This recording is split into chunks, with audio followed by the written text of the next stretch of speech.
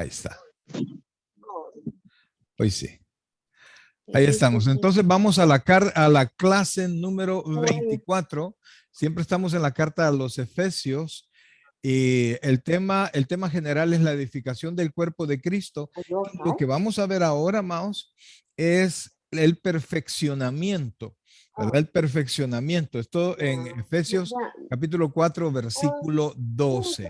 Esto nos incumbe a todos, me incumbe a mí como pastor principalmente, pero también esta es una petición de Dios, es una orden de Dios para todos.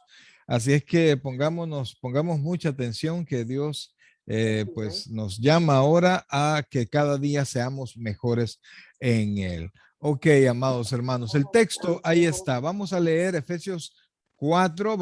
El que vamos a utilizar es nada más el versículo 12, pero vamos a leer hasta el 16 para que podamos ir pensando qué es lo que viene. Dice, versículo 12, a fin de perfeccionar a los santos para la obra del ministerio, para la edificación del cuerpo de Cristo, hasta que todos lleguemos a la unidad de la fe y del conocimiento del Hijo de Dios, a un varón perfecto, a la medida de la estatura de la plenitud de Cristo, para que ya no seamos niños fluctuantes, llevados por doquiera de todo viento de doctrina, por estratagema de hombres que para engañar emplean con astucia las artimañas del error, sino que siguiendo la verdad en amor, crezcamos en todo aquel que es la cabeza, esto es Cristo, de quien todo el cuerpo, bien concertado y unido entre sí por todas las coyunturas que se ayudan mutuamente según la actividad propia de cada miembro, recibe su crecimiento para ir edificándose en amor. Que el Señor añada bendición a su palabra. Ok, amados hermanos, hemos visto, ¿verdad? Como señala Efesios 4:11, que es el versículo anterior, y vimos en la clase pasada, Dios dio dones a los hombres, se recuerdan ustedes, ¿verdad? Pero no se refiere únicamente de hecho la clase no se refiere a los dones personales, sino que a hombres que Dios seleccionó y preparó para la iglesia. Entonces, Dios dio dones a los hombres. Estos fueron hombres capacitados especialmente para desarrollar la iglesia. Aquí están, y fíjense que ¿cómo se llama? En el seminario siempre nos recordaban, ¿verdad? Como los dedos de la mano, apóstoles, profetas, evangelistas, pastores y maestros. Son 5 ministerios, ¿verdad? Entonces, estos ministerios son hombres que los desarrollan, hombres que Dios capacita de una manera especial.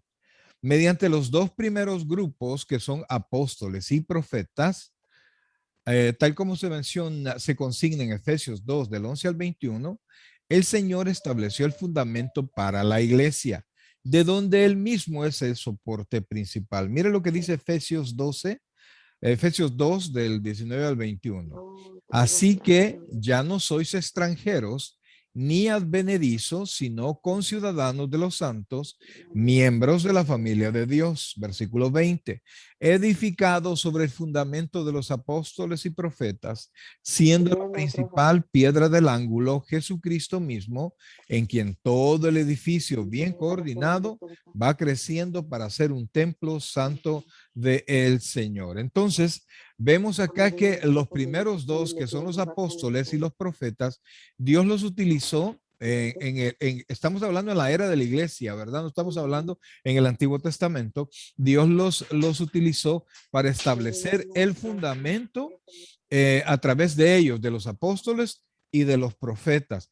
Entonces, como vimos la clase pasada, ¿verdad? Ahora bien, como ya señalamos, la labor de los apóstoles y profetas en la iglesia fue dentro del periodo de la creación del Nuevo Testamento, o sea, en el tiempo en que la palabra del Señor para el nuevo pacto se estaba estableciendo, se estaba escribiendo y se estaba viviendo, ¿verdad? Entonces, y vuelvo a leer, ahora bien, como ya señalamos, la labor de los apóstoles y profetas en la iglesia fue dentro del periodo de la creación del Nuevo Testamento.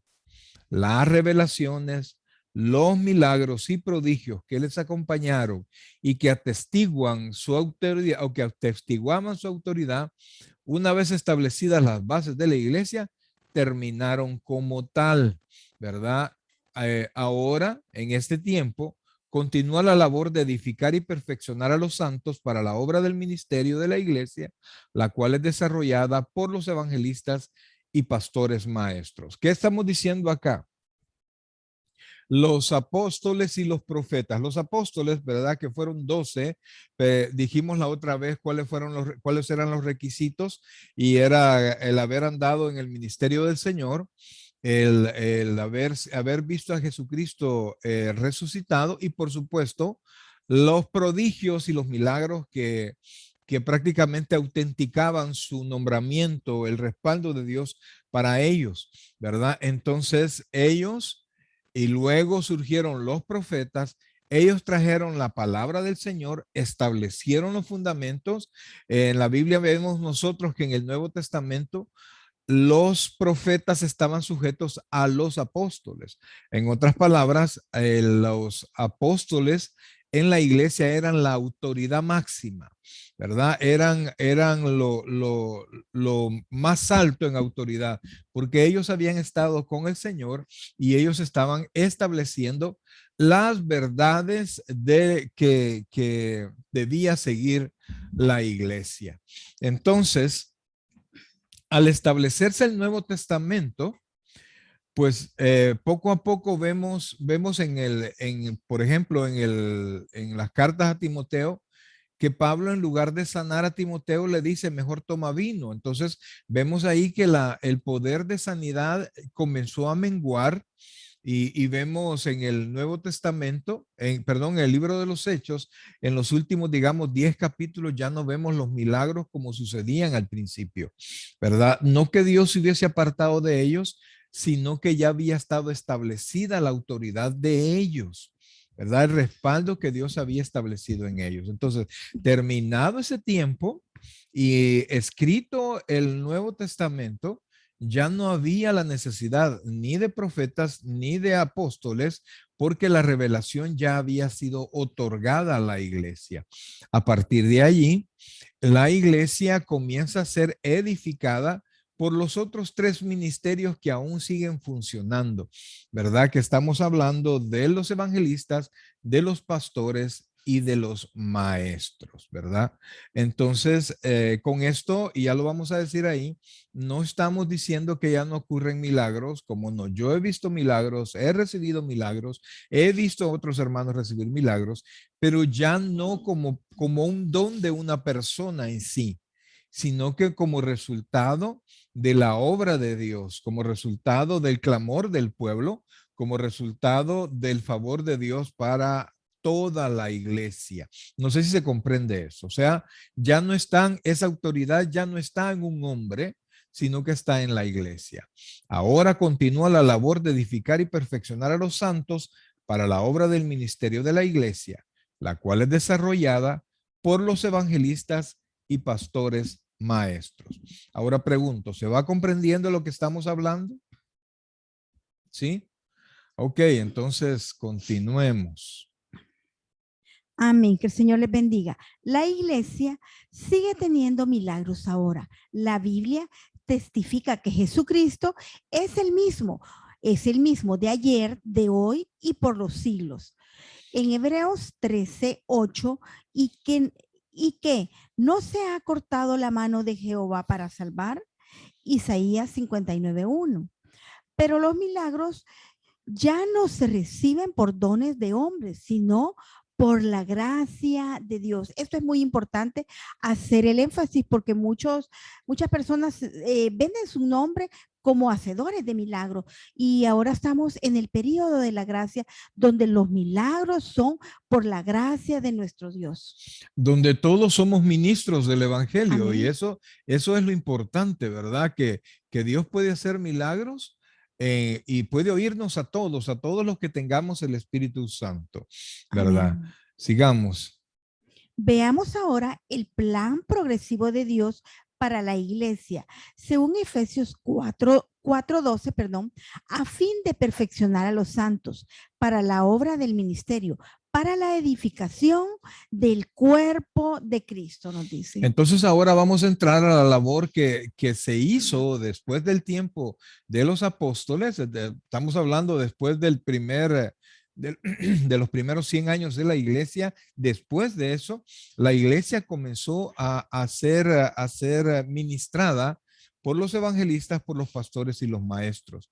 Y entonces aquí en este versículo 12, nosotros vemos un plan del Señor para la iglesia, ¿verdad? Dice, los dones donde aparecen los cinco hombres que han sido, es decir, los cinco ministerios que han sido llenos de dones para bendecir la iglesia, que fueron llenos de dones para bendecir la iglesia, ellos fueron dados a fin de perfeccionar a los santos para la obra del ministerio, es decir, tienen un propósito, ¿verdad? Y es perfeccionar a los santos para la obra del ministerio y luego dice para la edificación del cuerpo de Cristo. Amén. Los evangelistas y pastores, maestros, deben ministrar de manera apropiada a los santos para su perfeccionamiento. Pero ¿quiénes son los santos? Es la pregunta. Santos es un título que se aplica a todos los que han sido apartados por Dios para salvación. Primera de Corintios 1:2. Y nos dice así: a la iglesia de Dios que está en Corinto, a los santificados en Cristo Jesús, llamados a ser santos, con todos los que en cualquier lugar invocan el nombre de nuestro Señor Jesucristo, Señor de ellos y nuestro.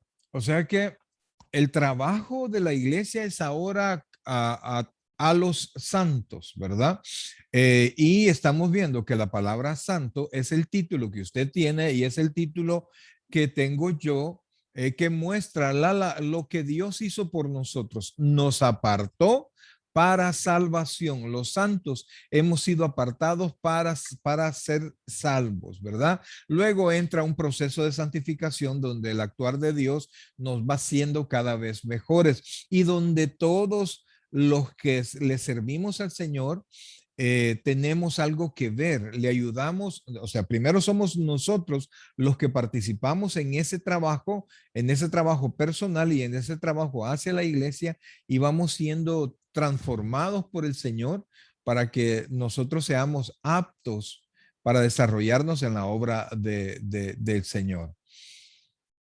La obra del evangelista consiste en hacer que hombres y mujeres entiendan el evangelio de salvación, guiarles para que reciban a Jesucristo como Señor y Salvador, para que de esa manera se conviertan en hijos dentro de su familia espiritual y en ciudadanos de su reino divino. Por eso es que nosotros cuando alguien ha recibido al Señor o en la iglesia le damos la bienvenida, bienvenidos a la familia de Dios, que es parte de la familia espiritual, es parte de nuestros hermanos en Cristo.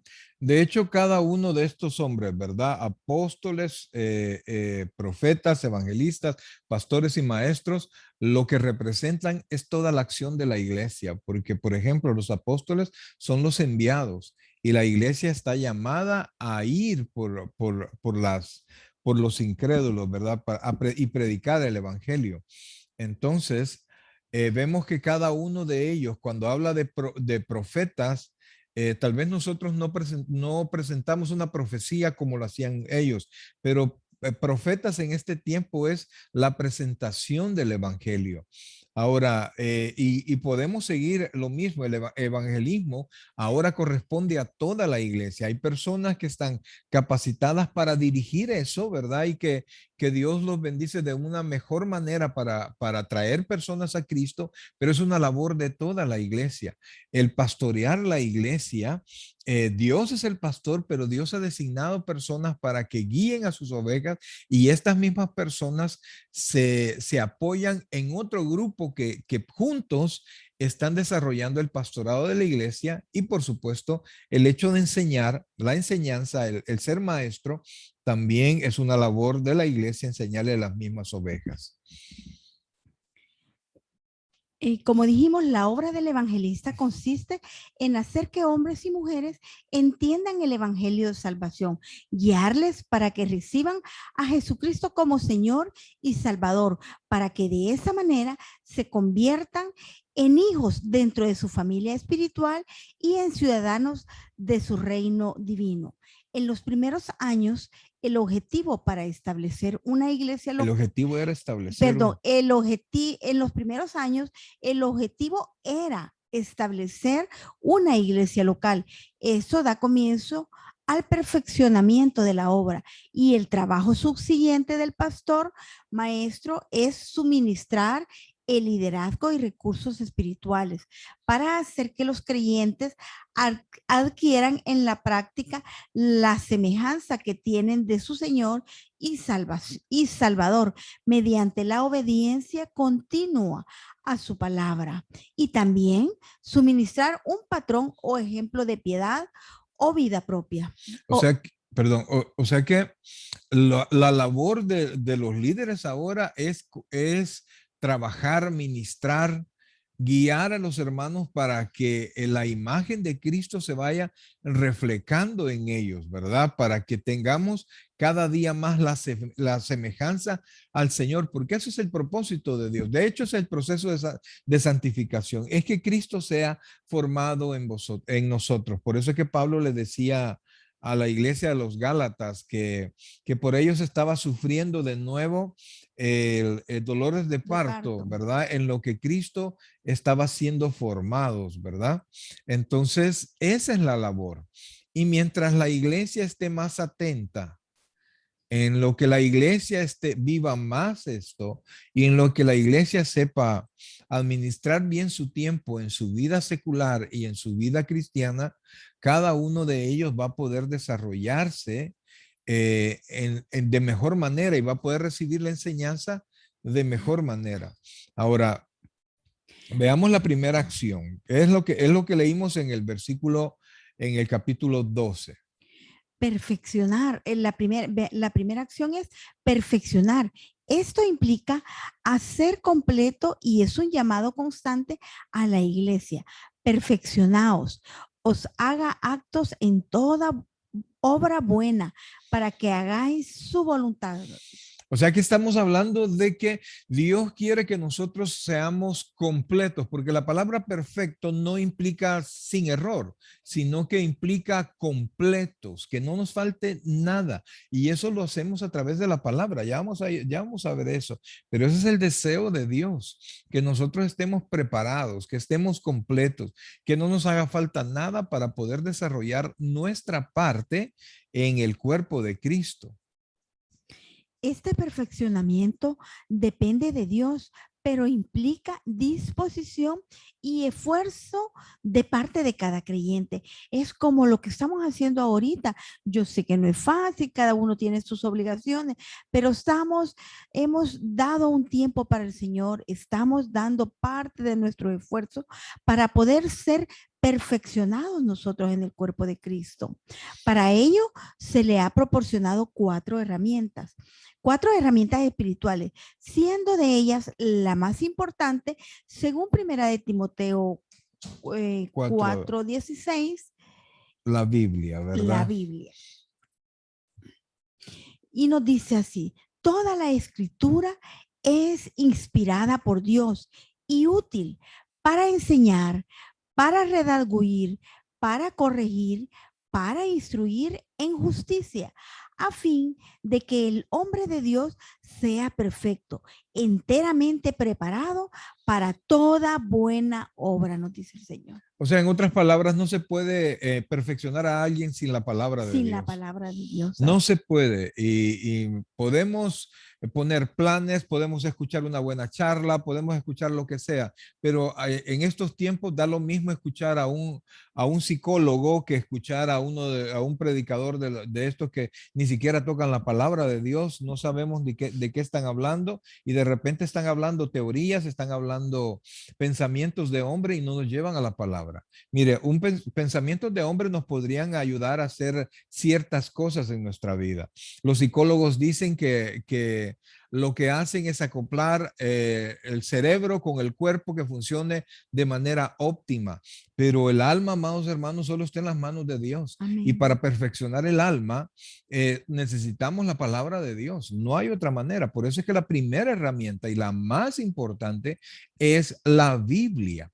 Cuando nosotros predicamos, lo que tratamos de es motivarles a ustedes, explicarles la palabra de Dios, no explicarles otra cosa, explicarles los pensamientos de Dios, motivarlos a ustedes a obedecerlos, a vivirlos, a enamorarse de ellos, pero no es otra cosa. Y la herramienta principal del predicador es la Biblia. Y sin la Biblia nadie se convierte, sin la Biblia nadie se transforma en nueva criatura. Y por supuesto, sin la Biblia tampoco vienen los cambios que deben generarse para que nosotros vayamos siendo perfeccionados, es decir, completados con todo lo que nos hace falta para poder desarrollarnos como Dios quiere que nos desarrollemos. La Biblia, amados hermanos, es la parte más importante de la vida del creyente en cuanto a estas herramientas.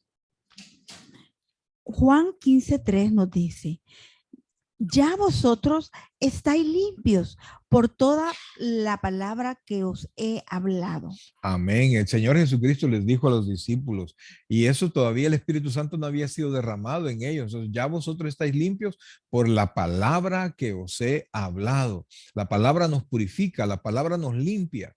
Amén.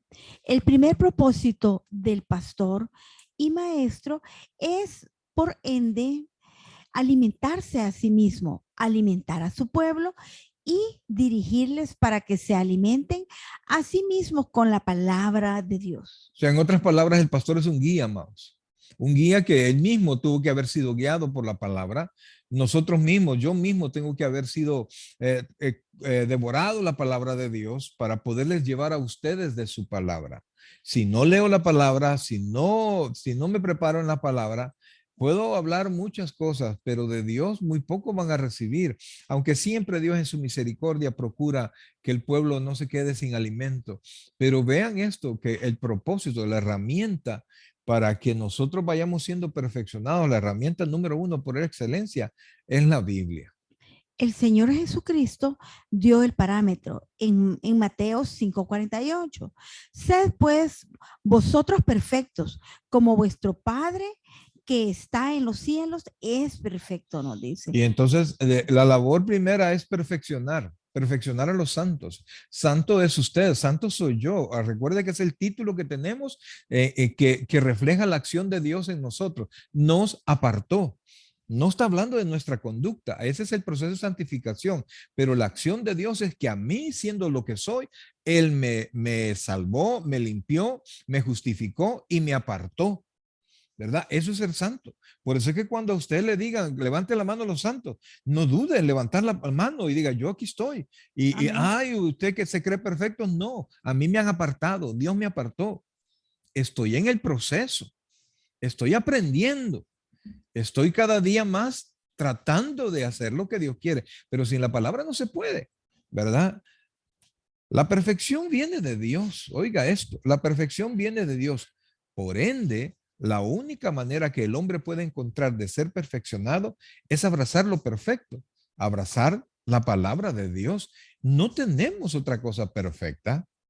Y por eso es que si Dios nos manda a ser perfectos, nosotros podemos estudiar lo que quieran, podemos comportarnos de la mejor manera, pero es a través de la palabra que usted y yo vamos a ser perfeccionados a la imagen de nuestro Dios. Con la ayuda del Espíritu Santo, la perfecta palabra de un Dios perfecto sabrá traer perfección a nuestra vida.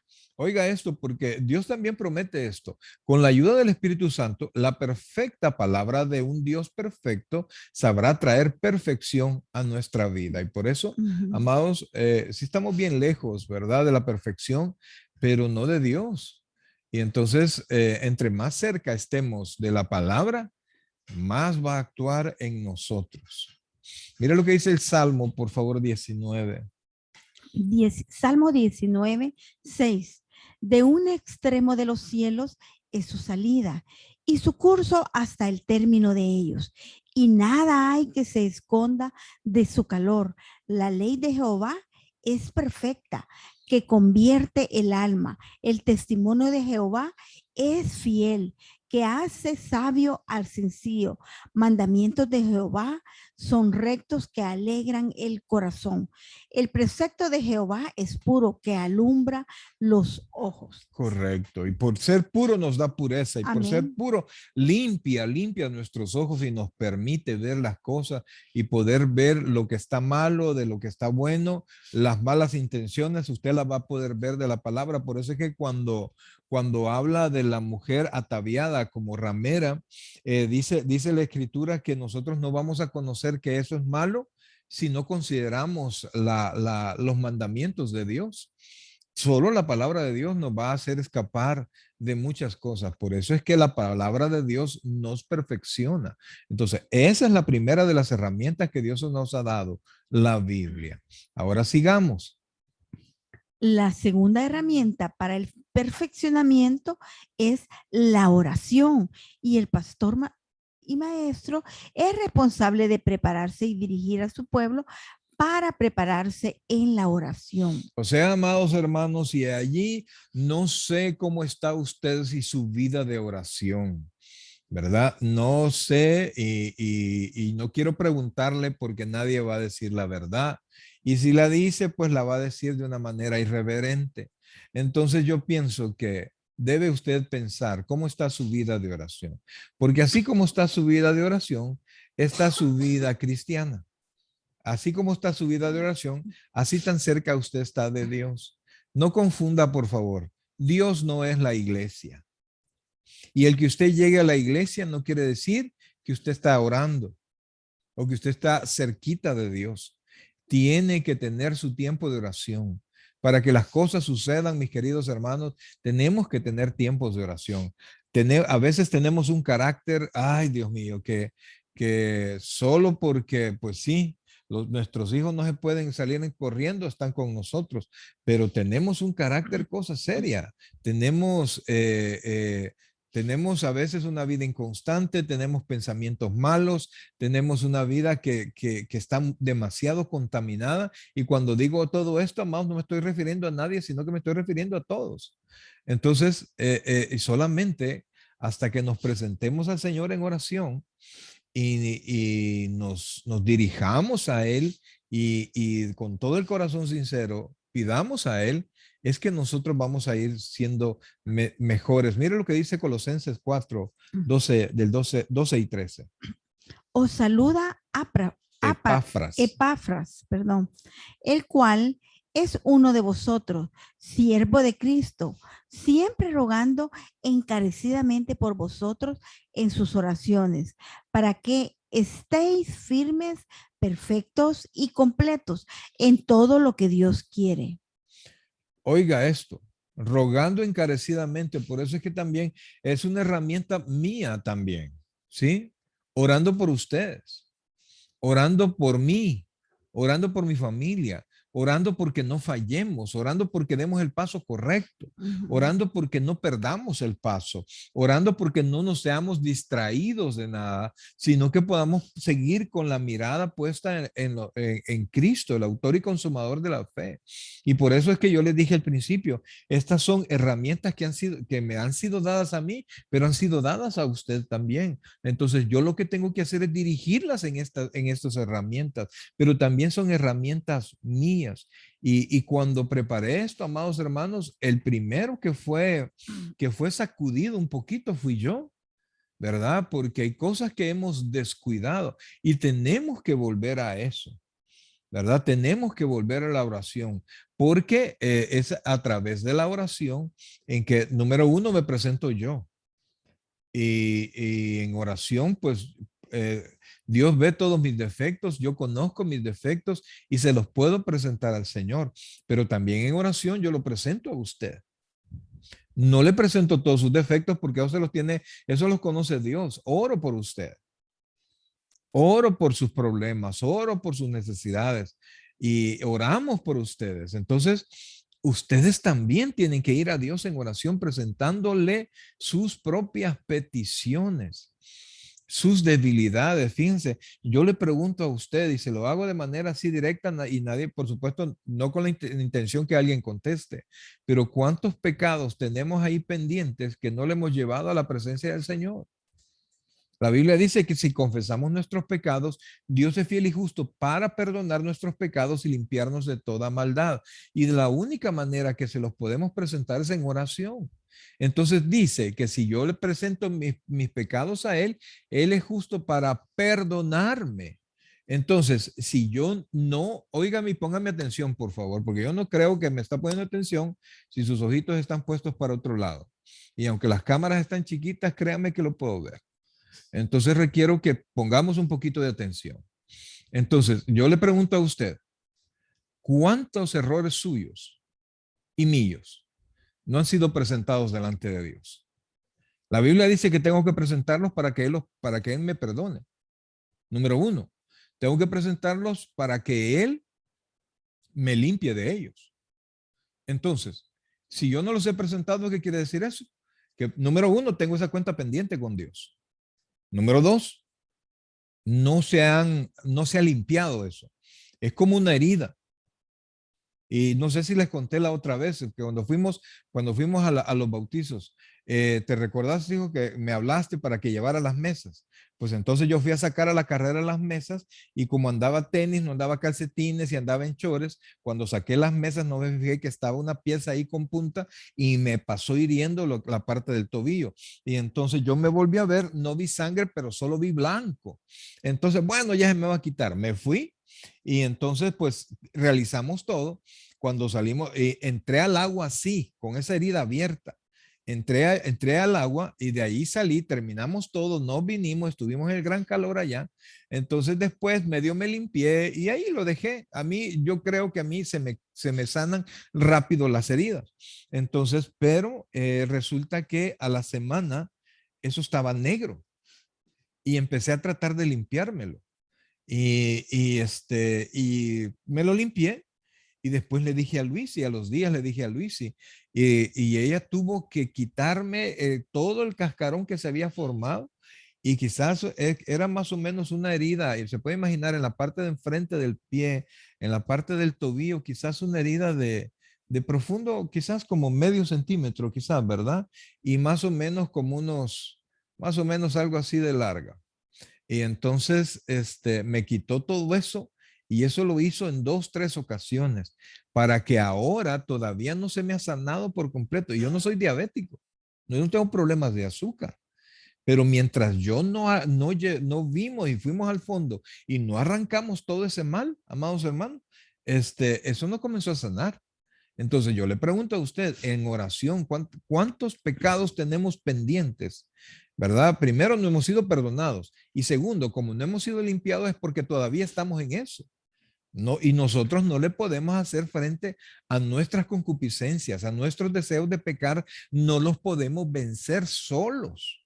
Necesitamos el poder de Dios, necesitamos la ayuda del Espíritu Santo. Y mientras nosotros no los llevemos, vamos a estar con esa corrupción adentro y esa herida, ese pecado no se va a sanar y las consecuencias del pecado van a seguir llegando en nosotros. Por eso, amados, alguien me dirá, pastor, y que ya Dios no nos perdonó todos los pecados, pero Primera de Juan 1:9 está mucho después de los evangelios, mucho después de las cartas, es casi la última carta, primera, segunda, tercera de Juan y Apocalipsis, y se los dirige a creyentes. En otras palabras, los pecados que nosotros vamos cometiendo tenemos que llevárselos al Señor. Una vez le dijo el Señor Jesucristo a sus discípulos, ya vosotros estáis limpios y solo necesitan limpiarse los pies. Es decir, todo lo que vamos haciendo lo vamos presentando al Señor. Todos los errores que vamos cometiendo los vamos presentando al Señor. Entonces, si nosotros no estamos practicando esto, estamos todavía siendo influenciados por errores que constantemente estamos cometiendo. No sé si me doy a entender, pero como su pastor, esta es mi labor. Y antes de decírselo a usted, Me lo tuve que decir a mí mismo y tuve que casi que darme golpes de pecho porque yo creo que todos en la carrera diaria, pues estamos olvidando esto, que es vida para los creyentes. Entonces, de las 4 herramientas tenemos, dijimos la Biblia, La que Biblia. tiene que leer la Biblia. Segundo, la oración. Usted tiene que orar.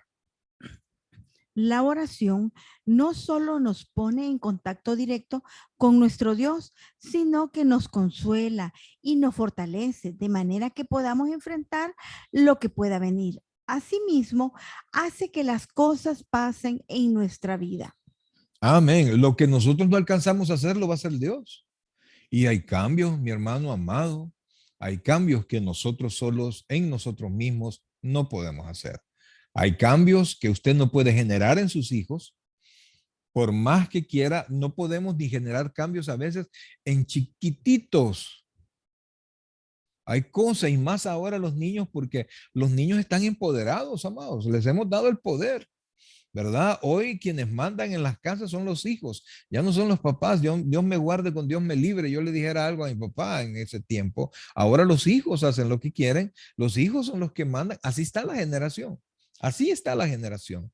Entonces, si nosotros no nos ponemos en oración, estamos desarmados. Estamos desarmados. Y si su salida es, lo voy a mandar al psicólogo, no, hombre, se lo va a arruinar. Desde ya le doy ese consejo, tómelo usted si quiere. Nunca lleve a sus hijos al psicólogo, aquí, peor aquí en California.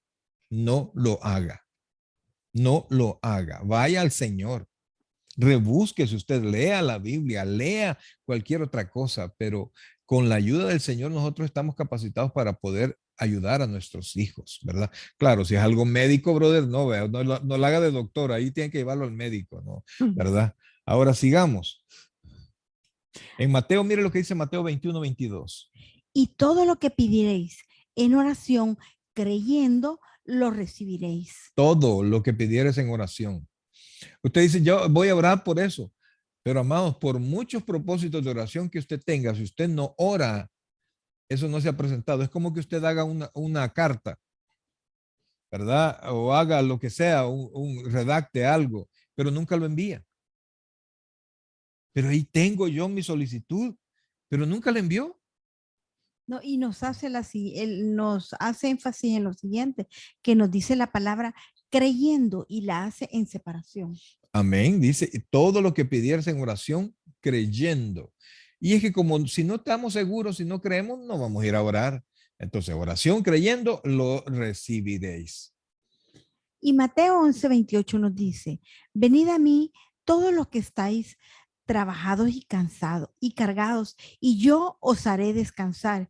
Llevad mi yugo sobre vosotros y aprended de mí, que soy manso y humilde de corazón, y hallaréis descanso para vuestras almas, porque mi yugo es fácil y ligera mi carga. Fíjense que dice, venid a mí, aprended de mí, mi yugo es fácil. Entonces, es decir, que todo lo que nosotros vamos a lograr lo vamos a hacer en Cristo. Entonces vamos a Él. Yo no sé si usted se siente trabajado y cargado. Yo sí me siento así. Entonces Jesucristo dice, ven a mí y yo te voy a hacer descansar. Llevad mi yugo sobre vosotros. El yugo siempre era por lo menos dos bestias, ¿verdad? Y entonces es una metáfora para decir, ven y camina conmigo. O sea, no está diciendo él solo, camina conmigo. Entonces lleva mi yugo sobre vosotros, entonces, y aprended de mí. O sea, si usted pone un yugo sobre 2 personas, digamos así, no pueden ir cada una al lado que quieran, sino que tiene que caminar juntos. Entonces, si usted se pone el yugo de Cristo en usted, es decir, si usted decide ver a Jesucristo, leer su palabra, orar y obedecer, usted va a quedar libre de decisiones. ¿Por qué? Porque usted va a saber qué es lo que tiene que hacer, porque usted va a hacer lo que Cristo haría en su lugar. Y eso no lo podemos hacer sin oración. Dice, llevad mi yugo sobre vosotros. ¿Y qué dice? Llevad mi yugo sobre vosotros y aprended de mí, que soy manso y humilde de corazón. Manso y humilde de corazón. Dígame, ¿podemos nosotros en nuestras propias fuerzas ser así? Porque cuando dice manso y humilde, algunas veces nosotros tenemos actitud de mansedumbre cuando nos para la policía, ¿verdad? Porque nos podemos meter en líos. Actitud de mansedumbre cuando nos van a dar dinero o cuando algo queremos. Pero aquí dice manso y humilde de corazón, es decir, desde nuestro interior. Cuando nosotros aprendamos a hacer eso, porque estamos unidos a Cristo, dice, y hallaréis hasta entonces descanso para vuestras almas. Y aquí dice algo Jesucristo que uno dice, ¿y cómo será eso? Porque mi yugo es fácil y ligera mi carga. ¿Por qué? Porque usted va con Él y le deja las cosas a Él y las decisiones a Él cuando usted decide ir en oración. Y Romanos, por supuesto. Romanos 8:28 nos dice, y sabemos que a los que aman a Dios, todas las cosas les ayudan a bien. Y esto es a los que conforme a su propósito son llamados. Todas las cosas nos ayudan a bien si usted atiende el llamado de Dios. Mientras alguien no esté llamado en el propósito del Señor, las cosas, óigame, no le van a resultar para bien. Hay un montón de gente repitiendo este versículo, pero se olvida de la parte final. Y la parte final sirve para saber para quién es esto, dice. Y sabemos que a los que aman a Dios, pero ¿quiénes son los que aman a Dios? Nos vamos al final. A los que conforme a su propósito son llamados. A estos, todas las cosas les ayudan a bien. Pero esto lo hacemos en oración. Entonces, la Biblia y la oración. Una tercera herramienta para el perfeccionamiento de los santos es la prueba, algo que no nos gusta. A nadie. nadie. Hebreos dice que a nadie le gusta estar sometido en la prueba. Pero veamos qué dice Santiago 1, 2 al 4.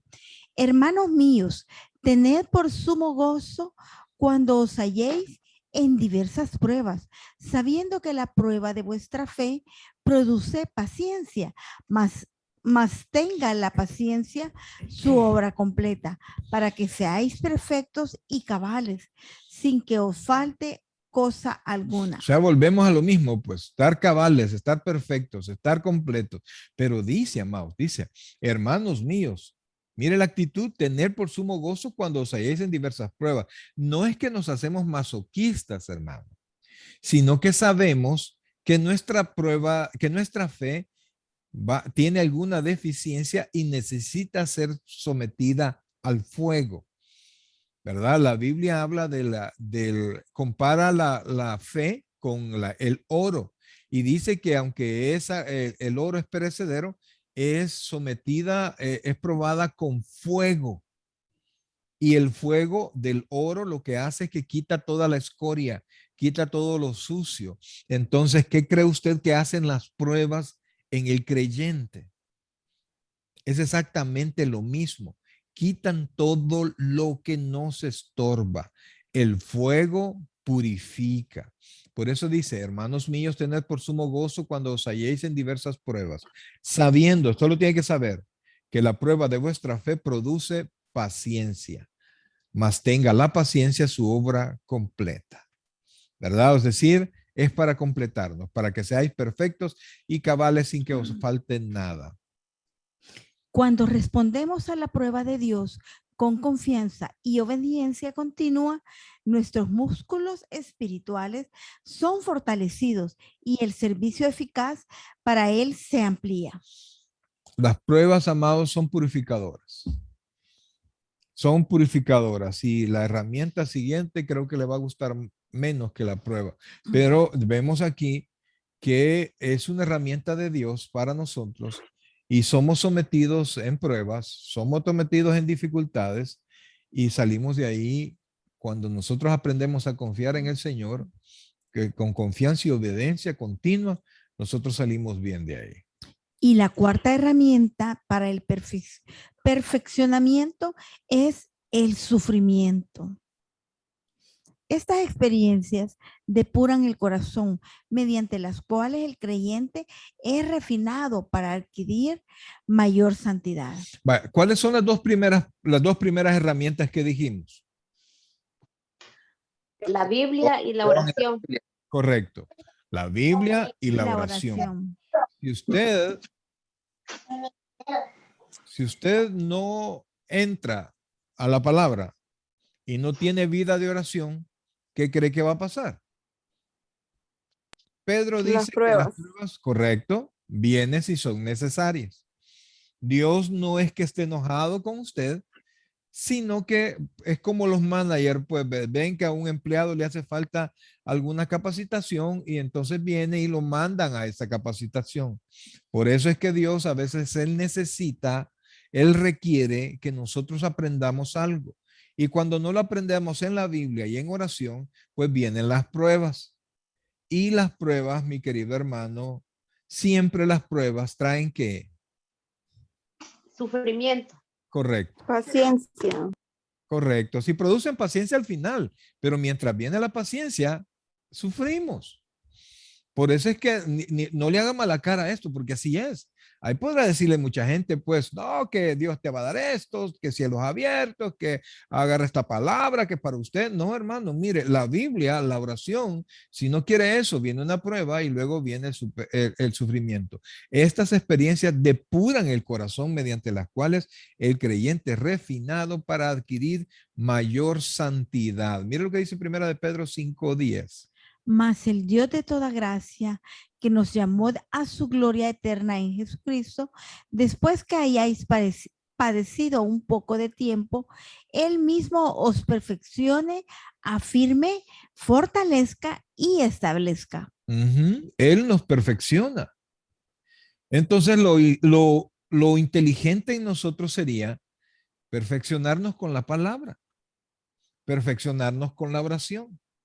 Y si Dios decide mandarnos alguna prueba, pues sienta sumo gozo.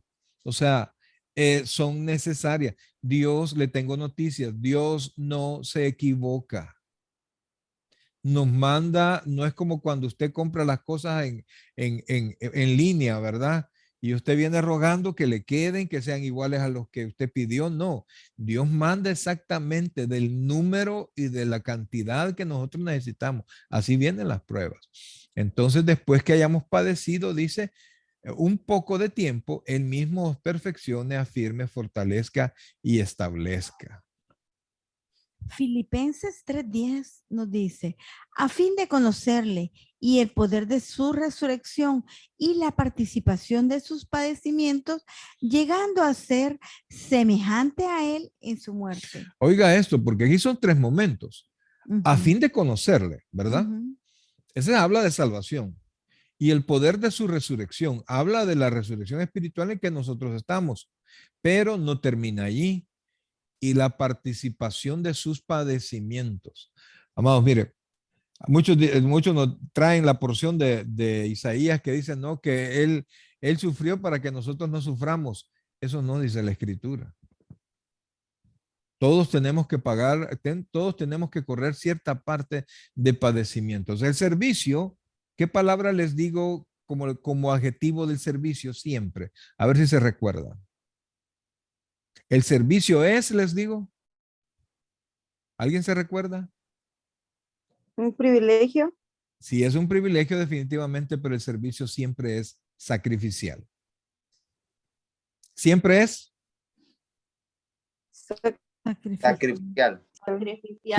Siempre es, hermana Anita, ¿qué es?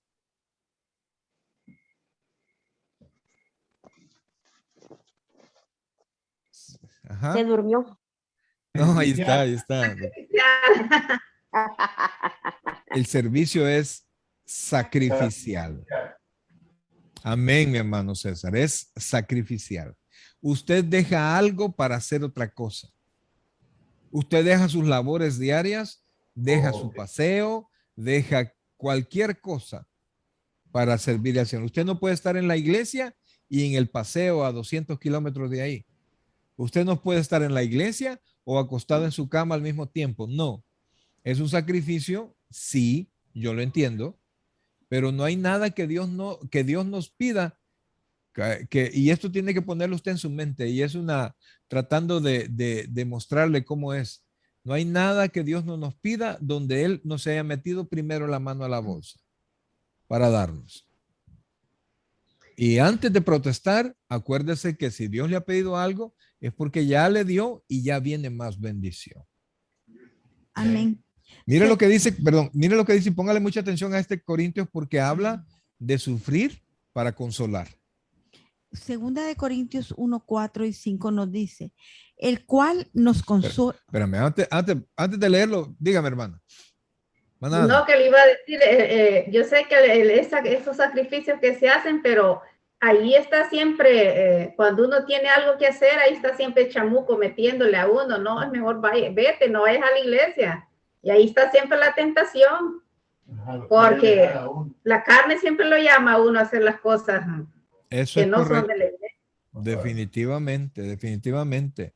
Y mire, y lo increíble es que le van a dar las justificaciones que usted va a decir, es cierto, si tengo razón, si me lo merezco. Exacto. Ajá, pero amados, mire, Dios tiene control de todo.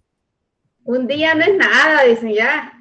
Ah, correcto, correcto. Pero para nosotros sí es un problema porque solo tenemos un día a la semana. Entonces, un día sí significa todo, pues. Entonces, por eso es que, y oigan esto, por favor, les vamos a leer 1 Corintios 4, 5, porque a veces usted ha pasado en problemas, yo he pasado en problemas que nos han traído sufrimiento y aquí nos dice por qué tuvimos que pasar eso. El cual nos consuela en todas nuestras tribulaciones, para que podamos también nosotros consolar a los que están en cualquier tribulación, por medio de la consolación con que nosotros somos consolados por Dios. Porque de la manera que abundan en nosotros las aflicciones de Cristo, así abundan también por el mismo Cristo nuestra consolación. O sea, Amén. miren lo que está diciendo acá. Esto no es fácil. Él está diciendo, yo les voy a permitir pasar en tribulaciones, en dificultades, y yo los voy a consolar. Yo les voy a dar un consuelo en su corazón. Y esto va a servir para que cuando venga alguien a usted necesitando consuelo, usted le dé del consuelo que Dios le ha dado a usted. Pasamos tribulación para ser consolados. Al ser consolados por Cristo, Él nos ayuda a consolar a otras personas y así funciona la iglesia. Y por eso es que no es que nos metemos en la vida de los hermanos, pero cuando los vemos en un sufrimiento, comparta de lo que usted pasó, de su sufrimiento, ya sea que lo esté pasando o su sufrimiento pasado, y dele del consuelo que Dios le ha dado. A manera de testimonio. Por supuesto, porque si Dios no nos hubiese consolado, no estaríamos a esta hora aquí. Porque el cristiano que está resentido, el cristiano que está inquieto, llega una vez y se va. Porque son más sus inquietudes, sus resentimientos y sus enojos que el consuelo que recibe. ¿Verdad? Entonces yo sé que Dios nos ha dado consolación suficiente. Amén. El camino más seguro hacia la extinción espiritual de una iglesia, el desgaste irreversible de un pastor o ambas cosas, es que el pastor se deje sumergir a tal punto por actividades y programas que le queda muy poco tiempo para la oración y la palabra. Además, los programas que funcionan y tienen éxito pueden ser todavía destructivos que los que fracasan si son hechos en la carne y por motivos de satisfacción humana antes que para la gloria del Señor. Es la falta de conocimiento de la palabra de Dios y de la obediencia a ella. No falta de programas y métodos, lo que destruye a su pueblo. O sea, Amén.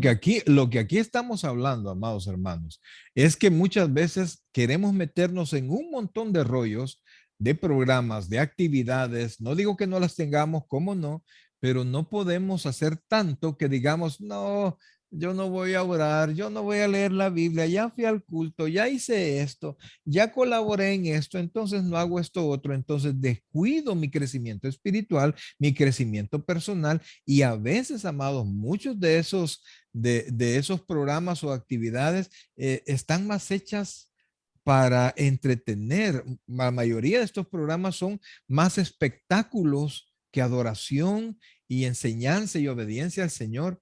Y cuando esos espectáculos tienen éxito, la carne se exalta y no nuestro espíritu. Entonces, lo que tenemos nosotros que crecer es el conocimiento de la palabra. En Oseas 4:6 dice que mi pueblo cayó porque le faltó conocimiento. Entonces, amados, no es la falta de programas y métodos los que destruye su pueblo, es la falta de la palabra, es la falta de oración. Y por eso vienen las pruebas y por eso vienen los sufrimientos, pero Dios tiene un programa progresivo para nosotros para hacernos caminar. Cuando el pueblo de Dios falla, no es debido a programas débiles, sino a una enseñanza débil. Y cuando hablamos de fallar, no hablamos de la iglesia en sí, hablamos de la vida de cada cristiano. ¿Verdad? Cuando cada cristiano esté metido en rollos, amados hermanos, lo que ha faltado es, o puede ser una enseñanza, puede que haya enseñanza débil, o puede que yo a mí no me interese el crecer en esa enseñanza. El interés y preocupación primordiales del liderazgo de la iglesia deben enfocarse en los asientos ocupados, no en los vacíos. Oiga esto, por favor, y por eso es que este día estuve llamando por teléfono, ¿verdad? Uno dice, ay, mira, tantas sillas vacías. No, es la gente que llegó, no es la gente que no llegó. A veces los pastores cometemos el error que faltó mucha gente y venimos y regañamos a los que llegaron por los que no llegaron. Entonces, yo creo que todos los pastores hacemos eso en algún momento de nuestra vida. Cuando hay que celebrar a los que llegaron y orar por los que no llegaron, pues, ¿verdad? Fíjense que aquí hay una anécdota. Cuando un joven predicador se quejó con Charles Spurgeon, él es uno de los predicadores de más o menos de los 1800, fue conocido como el príncipe de los predicadores. Todos sus sermones están escritos, hay libros de sus sermones. Dice, se quejó ante Charles Spurgeon de que su congregación era demasiado pequeña. Spurgeon replicó, bueno, de pronto tiene el tamaño que a usted le gustaría tener si supiera que tiene que rendir cuentas por ella en el día del juicio. Entonces, realmente, amados, se acuerda que la Biblia dice que el pastor tiene que el pastor no esté molesto para que no trabaje de mala gana, porque eso no les es a ustedes provechoso, ¿verdad? Porque nosotros trabajamos como que tuviésemos que dar cuenta por la vida de cada uno. Y de alguna manera así es, ¿verdad? Y ese peso en el corazón, ese dolor del corazón, pues no es fácil. No es fácil cuando los vemos caminar o hacer o perder el paso o volverse inconstantes y no ir como dice el proverbio, la senda del justo, ¿verdad? Que va hacia arriba. Nuestro crecimiento más importante con frecuencia se relaciona con la verdad que ya hemos escuchado, pero que no hemos aplicado del todo. Pedro destacó la importancia de insistir en la misma enseñanza para que el pueblo siempre tenga memoria de las mismas. Correcto. Ahí en segunda de Pedro, si lo buscas, por favor, mamá. Pedro dice que él no tiene problemas con insistir, enseñar lo mismo, ¿verdad? La gente supuestamente, yo ya sé eso, nosotros queremos revelaciones nuevas. Le tengo una noticia. La Biblia está cerrada. no hay más revelaciones nuevas. Y si usted no cumple la revelación que ya se le ha dado, ¿qué va a hacer con una nueva? Lo mismo, incumplirla. Entonces, vamos a 2 de Pedro 1:12. Por esto yo no dejaré de recordaros siempre estas cosas, aunque vosotros las sepáis y estéis confirmados en la verdad presente, pues tengo, leo El siguiente. 13, el 13. Pues tengo por justo, en tanto que estoy en este cuerpo, el despertaros con amonestación, sabiendo que en breve debo abandonar el cuerpo, como nuestro Señor Jesucristo me ha declarado. Ese es Sigue el 15, por favor. También yo procuraré con diligencia que después de mi partida vosotros podáis en todo momento tener memoria de estas cosas. O sea, no es enseñanza nueva, es tomar y vivir, es creer y vivir la enseñanza, ¿verdad? Si Dios quiere darnos en algún momento algo nuevo, traer un tema, ¿verdad? Que interese a la iglesia, o sea, de repente los pastores nos andamos rebuscando por qué le predico, y a veces caemos en traer temas que se apartan de la Biblia, de la palabra de Dios, y que son interesantes, ¿no? Pero que nos alejan. Así es que, amados, preguntas hasta ese momento. Digo yo que quizás ha estado bien claro porque una pregunta, un comentario tuvimos ahora, ¿verdad? Espero que así sea. Y imagínense que solo vimos 2 palabras, santo, una explicada así, volando, y luego la siguiente, ¿verdad? Que es tan importante que nosotros seamos perfeccionados, que usted y yo seamos perfeccionados en esto, porque definitivamente esa es la voluntad de Dios. Para eso me ha puesto a mí como pastor, para eso hay líderes, para eso hay, ¿cómo se llama? Todo un esquema en la palabra de Dios y en la vida del cristiano que le va a ayudar a caminar. Alguien que me diga las 4 herramientas que Dios nos ha dejado a ustedes y a mí para ser perfeccionados. La Biblia, la oración, la prueba y el sufrimiento. Amén. Amén. Entonces, cuando vemos que estos predicadores de la prosperidad, pues uno dice, ¿y dónde quedaron todos estos? Así es que, amados, ahí Dios tiene grandes planes para nosotros, pero nos ha dejado un camino, nos ha dejado la medida en que nosotros podamos ser bendecidos. Así es que, amados, si no hay preguntas, si no hay comentarios sobre esto, yo les invito a que podamos volver a lo mismo, pues volver a estudiar, lea la Biblia, por favor, tenga un plan de lectura diario. Yo no hablo de aquellos planes, leer la Biblia en un año, no, su lectura diaria. Yo quisiera preguntarles, pero no lo voy a hacer. ¿Cuál es tu lectura diaria? ¿Por dónde vas en la Biblia leyendo? ¿Tu lectura continua? ¿Cuál es? ¿Ah? ¿Tus devocionales por dónde? ¿Sus devocionales por dónde los lleva? Y a recapacitar, ¿verdad? Porque la Biblia es la herramienta suprema. Claro, está el Espíritu Santo quien hace que la Biblia tenga vida en nosotros. Pero sin la Biblia no vamos a caminar. Sin la oración no vamos a hacer que todo lo que Dios quiere hacer, que conozcamos todo lo que Dios quiere que seamos y que las cosas que nosotros deseamos se vuelvan una realidad sin la oración. Pero vienen las pruebas cuando nosotros no nos ajustamos y de las pruebas siempre viene sufrimiento, pero la promesa es que estas nos van a pulir y nos van a santificar y nos van a hacer mejores. Así es que depende mucho de nosotros qué tipo de herramientas vamos a utilizar en la medida que demos frutos más en la palabra. Ya el Señor Jesucristo dijo, ya vosotros estáis limpios con la palabra que os he hablado. Ok, mis queridos hermanos, terminamos aquí la clase en este momento.